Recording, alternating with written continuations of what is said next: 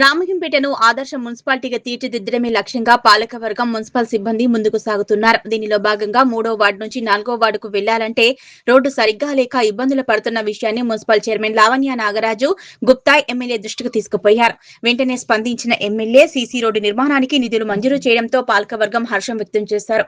ఈ సందర్భంగా 7వ వార్డు కౌన్సిలర్ నాగరాజు గుప్తా మాట్లాడుతూ బీసీ కాలనీ ఏర్పాటై సుమారు 30 సంవత్సరాల నుంచి దాటిందని 3వ వార్డు నుంచి 4వ వార్డుకు స్థానిక బస్టాండ్ వెనుక భాగం నుంచి వెళ్లాలంటే రోడ్డు సరిగ్గా లేక ఇబ్బందులు పడుతుండటంతో విషయాన్ని ఎమ్మెల్యే దృష్టికి తీసుకుపోవడంతో స్పందించిన ఆయన వెంటనే నిధులు మంజూరు చేయడం జరిగిందని, దీంతో సీసీ రోడ్డుతో పాటు మురుగు కాల్వ నిర్మాణం కూడా చేపడుతున్నట్లు తెలిపారు.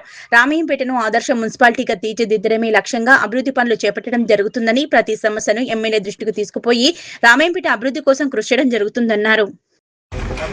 ఈరోజు రామయ్యంపేట మున్సిపాలిటీలో 3వ వార్డులోని మెయిన్ రోడ్ ఏదైతే ఉందో bus stand back side MRO office నుంచి 4th వార్డుకు పోయే కనెక్టివిటీ రోడ్డు ఎన్నో ఏళ్ల నుంచి కూడా ఎన్నో ఇబ్బందులు ఉన్నాయి. 40 సంవత్సరాల నుంచి కూడా అక్కడ బీసీ కాలనీ ఏర్పాటు జరిగి అక్కడ రోడ్డు లేని అక్కడ పోయేందుకు రోడ్డు లేక ఇబ్బంది పడే ప్రజలతోటి దృష్టిలో పెట్టుకొని మా గౌరవ ఎమ్మెల్యే గారు దీనికి ప్రత్యేక నిధులు మంజూరు చేయించేసి దీన్ని work CC road drain side drain చేయడం జరుగుతుంది. ఎందుకంటే 3వ వార్డులో ఏదైతే ఉందో మొన్నటిదాకా కొంచెం డిలే అయింది.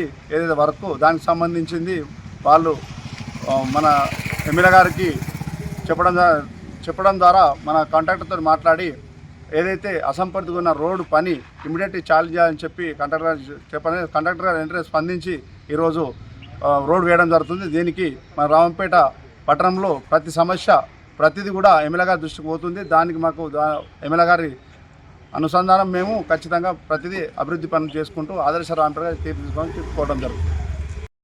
మన వార్డు సమస్యల గురించి ప్రత్యేక మీటింగ్లు పెట్టిన సందర్భంలో రామాయంపేట ప్రజలందరికీ తెలిసిన విషయమే. అట్టి సందర్భంలో మా యొక్క 3వ వార్డు సీతారామ గల్లీలో అప్పుడు మా యొక్క సమస్యలు 3rd వార్డుకు వచ్చేసి bus stand back side area Balaji colony and BC colony road, తర్వాత 7 ఎల్లమ్మ కాలనీ, ఇవన్నీ ఒక 3-4 గల్లీలు పెద్దవి ఉన్నాయి. ఒక 3 వార్డుల ప్రజలు కూడా ఈ బీసీ కాలనీ రోడ్డు నుండి తిరుగుతారు.